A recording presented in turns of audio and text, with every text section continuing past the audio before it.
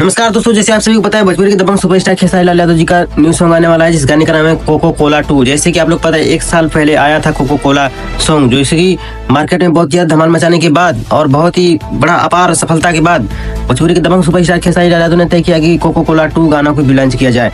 तो दोस्तों गाना बनकर पूरा रेडी है, 2-4-6 दिन में आप लोगों को के बीच देखने को मिलेगा। तो आप सभी लोग इंतजार करिए। जैसे गाने का पोस्टर आता है हम आप लोगों को अपने चैनल के माध्यम से अपडेट कर देंगे। आप सभी देखना, लाइक कमेंट शेयर करना और गाना को बहुत सारा प्यार देना। जैसे आप लोगों ने उस वाले गाने को लाइक सब्सक्राइब कमेंट शेयर दबा के पूरा सपोर्ट किया है, तो सिस्टम हैंग करा दिया था आप सभी लोग ने, इसी तरह इस गाने को भी सिस्टम हैंग करना है।